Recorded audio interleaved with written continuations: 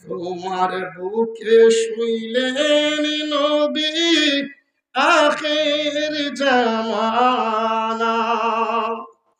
হায়রে সোনার মদিনা, তোমার বুকে শুইলেন নবী আখের জামানা। বাবারা আমার, বন্ধুরা আমার, কথায় কথা বেড়ে যায়। আমার নবীর ইন্তেকাল মুবারকের পূর্বে আমার আল্লাহ রাব্বুল আলামিন জিবরাইল আলাইহিস সালামকে দিয়া ওহী পাঠিয়ে দিলেন, ইয়া রাসূলুল্লাহ, ইয়া হাবিবাল্লাহ, নবী গো, আমার আরশে আজিমের মধ্যে আমি আপনার মাজার মোবারক করতে চাই, আমি আপনার রওজা মোবারক করতে চাই। নবী আমার ডাক দিয়া বললেন, আল্লাহ, আপনি আমার মাজার মোবারক আরশে আজিমের উপরে করবেন, আপনি আমার রওজা মোবারক আরশে আজিমের উপরে করবেন। আল্লাহ গো, আমি জানতে চাই আমার মাজার মোবারক যদি, আমার রওজা মোবারক যদি গো আল্লাহ আরশে আজিমের উপরে হয়ে যায়, আল্লাহ আমার গুনাহগার উম্মত আরশে আজিমে যাইতে পারবে না। নবী আমার ডাক দিয়া বলে, আমার আল্লাহ ডাক দিয়া বলতে লাগলেন, ইয়া রাসূলুল্লাহ, ইয়া হাবিবাল্লাহ, না না না না, ওইখানে আপনার উম্মত যাইতে পারবে না। নবী আমার ডাক দিয়া বলতে লাগলেন, আল্লাহ গো, যদি আমি আরশে আজিমের উপরে চইলা যাই গো আল্লাহ,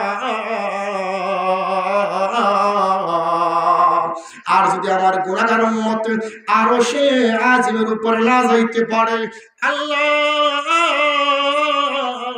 আমার উম্মতের বিরাট বড় ক্ষতি হয়ে যাবে, আমার উম্মতের বিরাট বড় লস হয়ে যাবে, আমার উম্মতের বিরাট বড় লোকসান হয়ে যাবে। আমার আল্লাহ বলতে লাগলেন, ইয়া রাসূলুল্লাহ, লোকসানটা কি জানতে চাই? আমার আল্লাহ সব কিছু জানে,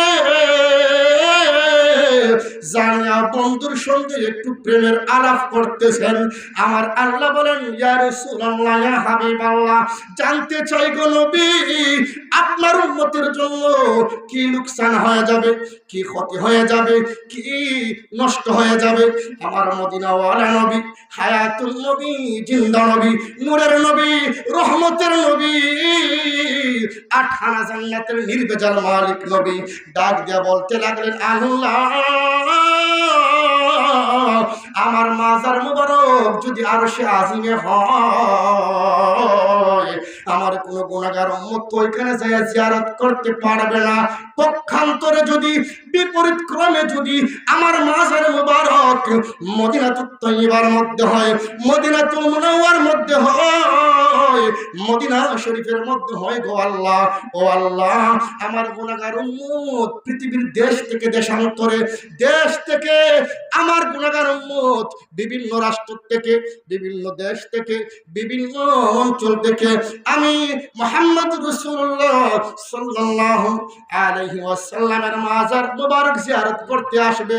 আসিয়া যদি জীবনে একবার আমি নবীজির রওজা পাকের সামনে দাঁড়ায় আমি রাসূলুল্লাহকে সালাতু সালাম দেয়, তার জীবনে একবার যদি আমি মুহাম্মদ রাসূলুল্লাহ সাল্লাল্লাহু আলাইহি ওয়াসাল্লামের মাজার মুবারক জীবনে একবার জিয়ারত করে গো আল্লাহ, আল্লাহ আমি রাসূলুল্লাহ বলে দিলাম, মান যারা কবরি ওয়াজাবাত লাহু শাফাতি।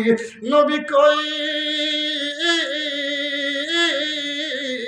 the person who will meet my grave after my mortality once in his life, my recommendation is essential for him on the day of judgment. আমার নবী বলতে লাগলেন, জীবনে একবার যদি আমি রাসূলুল্লাহর ইন্তেকাল মুবারকের পরে গো আমার মাজার মুবারক জিয়ারত করে, ওই কাঙ্গালের জন্য, ওই পাগলের জন্য, my recommendation is essential for him, মান যারা কবরি ওয়াজাবাত লাহু শাফাআতি, তাহার জন্য কিয়ামতের ময়দানে ওই পাগলার জন্য আমি রাসূলুল্লাহর শাফাআত ওয়াজিব হয়ে যাবে। সুবহানাল্লাহ। এই জন্য মানুষ মদিনায় যায়। এ দুস্থ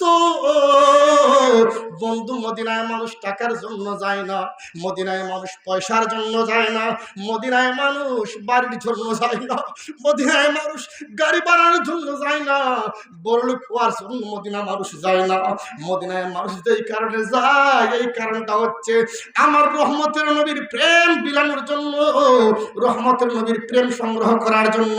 যেই রহমতের নবী দুনিয়ার জমিনে 63 বছর ইয়া রাব্বি হাবলি উম্মতি বলে কেঁদেছেন, যেই নবীজি উম্মতের জন্য উহুদের ময়দানের মধ্যে যাইয়া কাফেরদের হাতের মার খাইয়া আমার নবীজি দান দান মুবারককে শহীদ করে দিয়েছেন, যেই নবীজির মাথার লোহা মুবারকের টুপি মুবারকটা ভেঙে 2টা লোহা মুবারক আমার নবীজির মাথা মুবারকের মগজ মুবারকের মধ্যে গিয়া লাগছে, সেই নবীজির রক্তে তায়েফের ময়দান রঞ্জিত হয়ে গিয়েছে।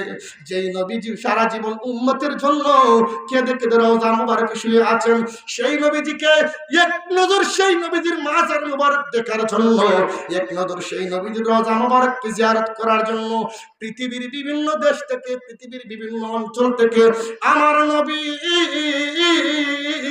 পাগলেরা দৌড়াইয়া দৌড়াইয়া মদিনায় যায়।